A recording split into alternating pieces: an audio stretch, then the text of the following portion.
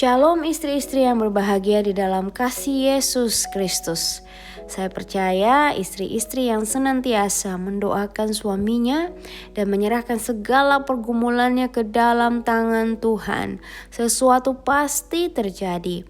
Ada pemulihan, ada kedamaian, ada berkat yang melimpah, ada mujizat di atas pernikahanmu. Haleluya. Amin. Saudariku, dalam Roma 15 ayat 5-6 tertulis, kiranya Elohim, sumber kesabaran dan penghiburan, mengaruniakan kamu berpikir yang sama seorang terhadap yang lain sesuai dengan Yesus Kristus, supaya dengan satu hati kamu memuliakan Elohim, Bapa dari Tuhan kita Yesus Kristus. Haleluya. Amin. Saudariku, orang yang kita anggap paling sempurna di dalam hidup kita kadang-kadang dapat menjengkelkan kita. Bahkan tamu yang kita anggap terbaik pun dapat tinggal terlalu lama, membuat hal itu mengganggu kita. Sahabat yang paling dekat atau yang paling karib pun dapat bersikap terlalu jujur. Namun saat suamimu secara berulang kali melakukan sesuatu yang menjengkelkan kamu, itu dapat menjadi tidak tertahankan. Kita semua melakukan hal yang akan menjengkelkan orang lain jika mereka berada di sekitar kita di sepanjang waktu.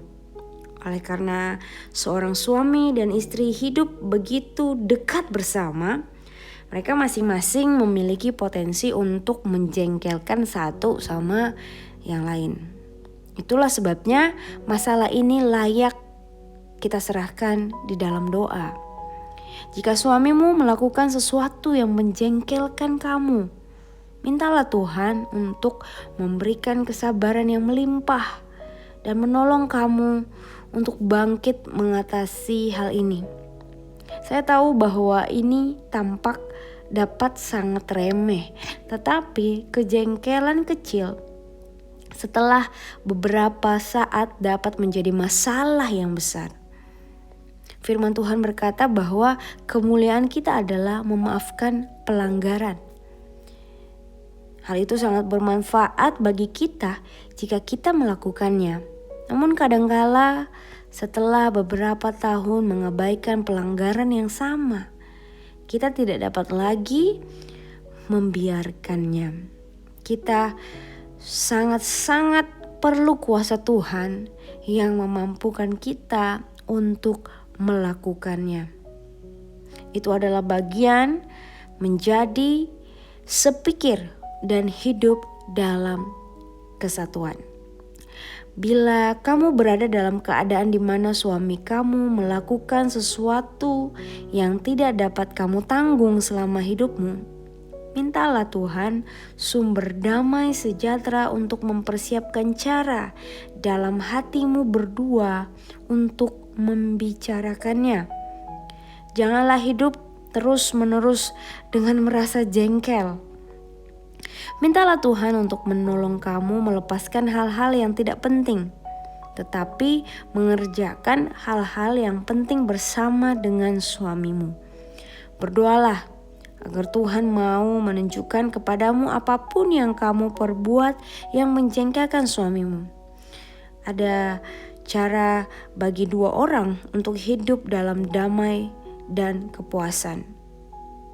Dan kamu harus meminta Tuhan untuk menolong kamu menemukannya. Baiklah, saudariku, mari kita berdoa. Tuhan, aku membawa kepadamu hal-hal yang menjengkelkanku tentang suamiku. Aku tahu bahwa pasti ada juga hal-hal yang kulakukan yang menjengkelkannya. Jadi aku berdoa supaya Engkau mau menolong kami berdua untuk lebih tenggang rasa terhadap satu sama lain. Tidak seorang pun dari kami yang ingin menjadi kritis dan picik, tetapi kami memerlukan pertolongan-Mu untuk mengatasi persoalan ini Tuhan.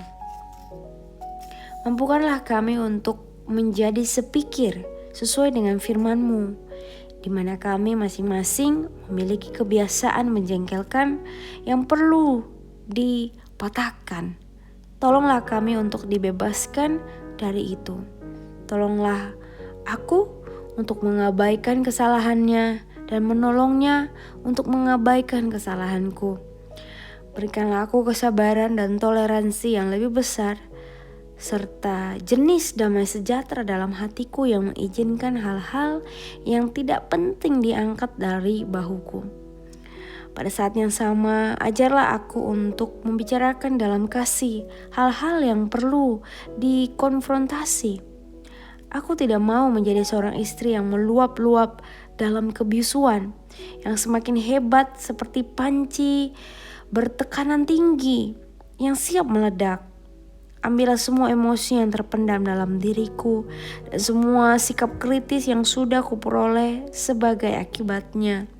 Tolonglah aku untuk tidak melakukan sesaat pun lagi kejengkelan dalam hatiku, tetapi sebaliknya menyerahkan segala sesuatu kepadamu untuk diperbaiki. Angkatlah aku untuk mengatasi hal-hal yang dapat meruntuhkan kami berdua. Mampukanlah kami untuk belajar hidup bersama dalam damai sejahtera yang menyeluruh. Dalam nama Yesus, aku berdoa. Haleluya. Amin.